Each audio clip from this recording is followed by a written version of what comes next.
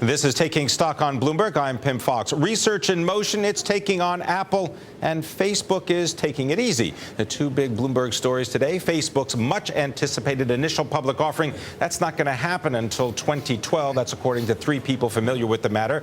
Chief Executive Mark Zuckerberg apparently believes the social media site needs more time to grow. Meanwhile, research in motion is going straight for Apple's jugular in the tablet wars for computers. Three people familiar with RIM's plans say that Research in Motion's iPad-like device will be called the BlackPad and could be out by November. Here to tell us more about both these stories, we have Michael Gartenberg of the Altimeter Group. He also writes about technology for Computer World, as well as tech blogs Engadget, as well as SlashGear. Michael, good to have you with us.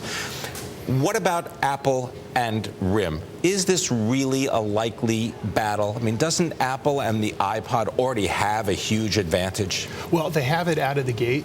They've already sold several million devices. RIM is way behind here. And we'll have to see what exactly they deliver. To be successful, RIM needs very, very compelling hardware. They're going to need a great software platform. And they're going to need the applications and services consumers have come to expect. And at the moment, they don't really have a compelling story for consumers. They're doing a big event on Tuesday. A lot of mystery behind it. Hopefully we'll get a sense of what their next operating system looks like, what some of their hardware looks like. That'll give us a better sense of what the tablet story may look like later this year. What is the Research in Motion's history in delivering these wow gadgets? They're great at delivering hardware. Their hardware is very, very compelling, but it's optimized for one thing: email. The keyboard is tied to the BlackBerry experience. Their touchscreen devices really didn't set the market on fire. What did they go do wrong? They really are optimized for that keyboard, and they tried to combine the touchscreen with the keyboard experience. Didn't really deliver in that BlackBerry Storm If you device. like using your thumbs, I guess it's a great device. Absolutely, absolutely. And that's sort of what they need to do, is take it to the next level. Get to the consumer who wants more than email, that wants the web browsing, the media, the games, and all of the other stuff. And the problem is their stuff is designed for the smartphone.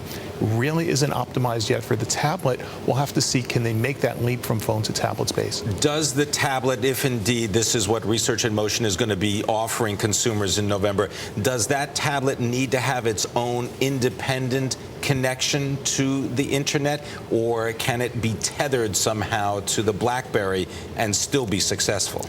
Well, Apple offers a 3G and a non-3G model of the iPad.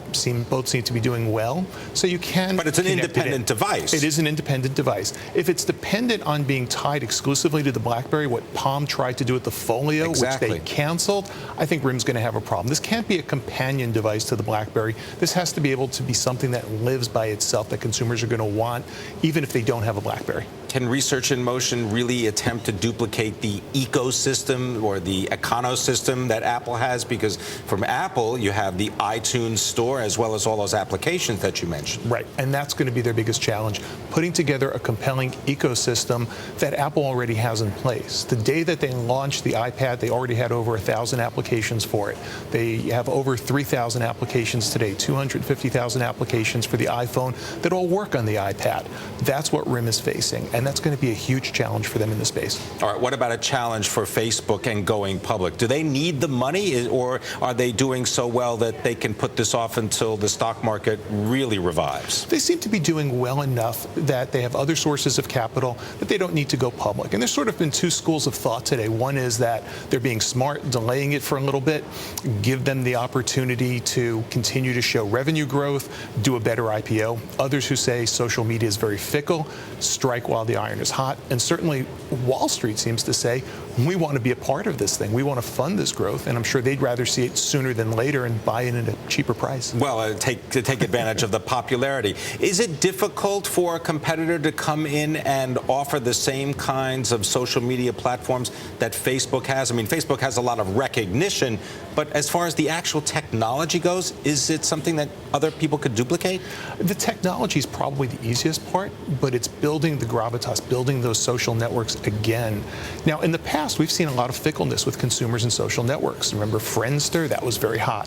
MySpace? Don't hear that much about it as much these days. So there is this chance that a year from now, consumers may lose their interest. But there does seem to be a center of gravity coalescing around Facebook that we haven't seen before. It's appealing across demographics. It's going young. It's going old. And the result is they may very well be better positioned in a year from now. And as long as they have the sources of funding and other capital that they can tap into, they don't need to worry about it. Facebook is also going corporate, at least from the position of companies, right? Because Disney, for example, experimenting using Facebook to sell tickets and to promote various Disney properties. Is that also where the interest is going to come from? Absolutely. You know, you look at a lot of brands today and you don't see their website anymore. They're pointing you toward their Facebook site. They're pointing you toward their Twitter feed, and they're increasingly taking advantage of these social communities where they can get a center of gravity. Does Twitter, you mentioned that, does Twitter play a role in what's going on in Facebook? I mean, it's limited to a certain number of characters in terms of the communication capability.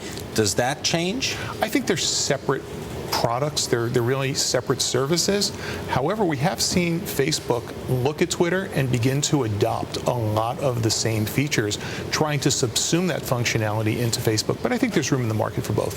When you look at the combination of a Facebook and a Twitter, is this something that is being generated mainly by users? In other words, is that where the innovation comes from? People who use these services demand the change, or is it coming from the companies themselves? We've seen both. You know, Facebook's worked hard to innovate, to continue to drive new features for consumers.